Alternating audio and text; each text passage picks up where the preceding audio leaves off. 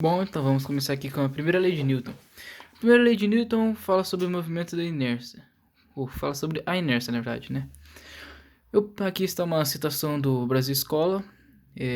Todo corpo continua em seu estado de repouso ou de movimento uniforme em uma linha reta, a menos que seja forçado a mudar aquele estado por forças aplicadas sobre ele.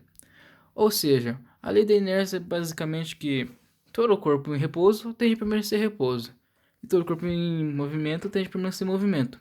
Assim como se eu estiver sentado, eu tendo a permanecer sentado, a não ser que outra força aplicada sobre mim, ou que eu mesmo for fazer, me mexa, que me tire do lugar em que eu estou. Bom, a segunda lei é sobre a dinâmica, no qual outra citação do Brasil Escola diz: a força resultante sobre um corpo é igual ao produto de sua massa por sua aceleração. Ou seja, a força resultante é igual à massa vezes aceleração, como está aqui na fórmula. E é basicamente isso.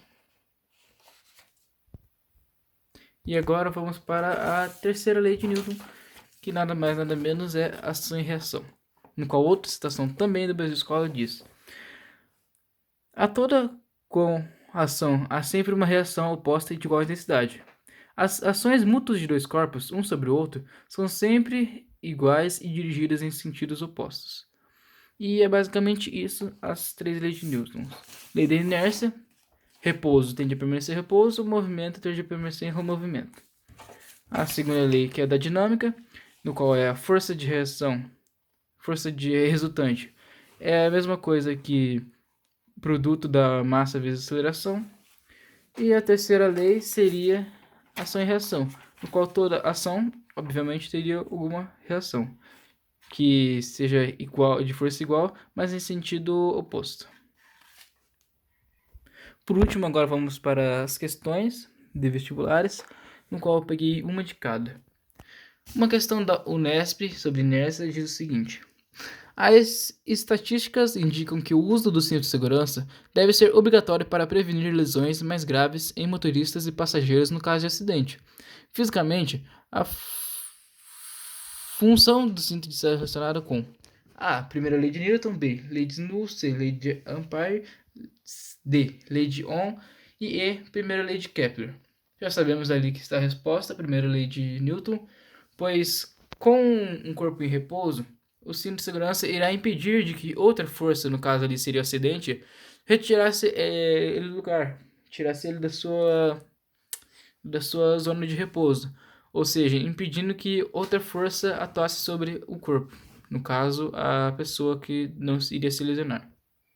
Aqui agora uma segunda questão sobre dinâmica agora, da IFPE. O sistema da figura é formado por um bloco de 80 kg e duas molas de massas desprezíveis em paralelo. De mesma constante elástica, a força horizontal F mantém o corpo com equilíbrio estático. A deformação elástica do sistema de molas é 20 cm e a aceleração da gravidade local tem módulo 10 metros por segundo ao quadrado. Então é correto afirmar que a constante elástica de cada mola vale em newtons por centímetro. Letra A 10, B 20, C 40, D 60 e E 80. Aqui está como a gente resolveu. Aqui está a força elástica, que é igual à mesma coisa que o peso.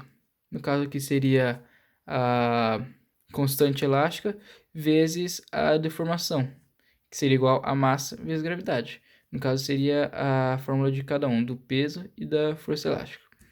Aí a gente só resolve uma equação básica e encontraríamos 40 centímetros por newton. Newtons por centímetro, perdão. Mas como a gente quer cada mola, que nem está escrito ali, então a gente só divide por 2. Pois estão paralelas, então a gente divide por 2 e daria 20 newtons por centímetro. A gente vai lá e marca a letra B. Bom, agora vamos para a questão C sobre ação e reação, da FEI de São Paulo. Um dinamômetro possui duas extremidades presas a duas cordas. Duas pessoas puxam as cordas na mesma direção e sentido opostos, com força de mesma intensidade. Ou seja, que no caso ali a força das duas pessoas seriam de 100 newtons cada. Quanto marcará o dinamômetro? Aqui estão as alternativas: letra A 200 newtons, B 0, C 400 newtons, D 50 newtons e E 100 newtons.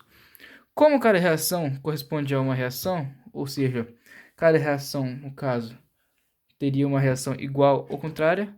Aqui a ação seria 100 newtons e a reação dela seria 100 newtons. Portanto, o próprio dinamômetro marcará 100 newtons. Lembrando que essa resposta aqui está no Brasil Escola, né? Que eu peguei para poder explicar esta questão.